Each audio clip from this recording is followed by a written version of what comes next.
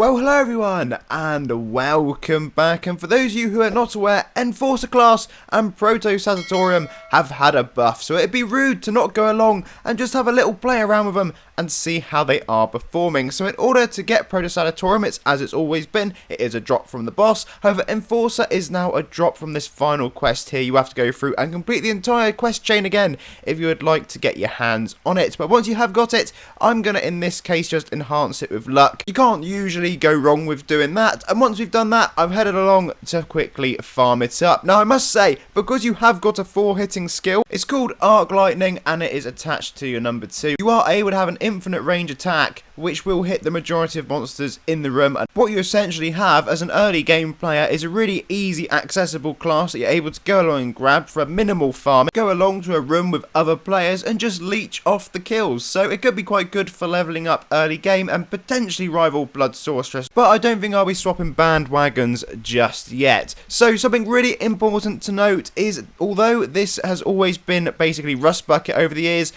Enforcer and ProtoSartorium have changed. Rustbucket has stayed exactly the same. Your first skill, Jackhammer, has gone max targets 1 to 2, mana cost 17 down to 15, and also applies Fracture, reducing your target's dodge by 20% for 6 seconds. Arc Lightning, we saw earlier, has swapped its skill order. It has gone to an infinite range attack, damage from 60% to 120, mana cost down to 20 seconds, and the cooldown down to 8. Then we have Plasma Bolt, damage 150 all the way up to 250, cooldown from 8 seconds up to 10 in this case, and Flash Bolt duration has also been increased. We have Event Horizon, which actually applies a mechanic used on your previous skill to jump it up, essentially making your skill for a nuke attack, presuming you have used number 5 beforehand, and then these are your bonuses that you're able to pick up, and ProtoSartorium does have its own unique one as well. Earlier on we had a little look at farming, and this time we're gonna go solo. This is not the most optimum forge setup, just what I had on at the time, although Vainglory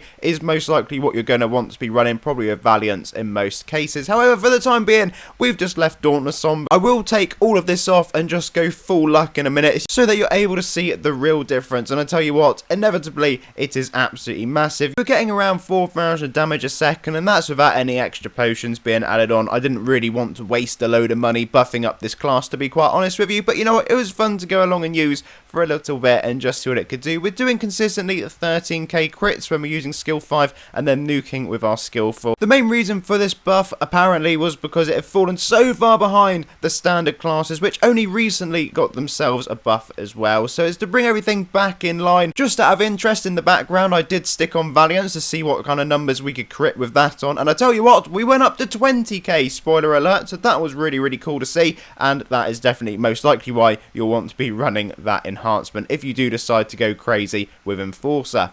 So what we've done here is just take everything off, and this is just bog standard Enforcer now. This is the sort of numbers you can expect to be putting out, which, to be honest, is probably what we're used to with this class. I also thought it would be fun to go get my ass handed to me in PvP, so guess what? That's where we're off to next, and inevitably, of course, that's happened quite a few times, but I left you just a couple highlight clips because on one of them, we did give Void High Lord a run for their money, although, to be honest with you, Ninja did absolutely batter me the round before. Anyway, folks, as always, thank you very much for watching. Please do leave a like, and of course, subscribe, and I'll see you all again for another one incredibly soon.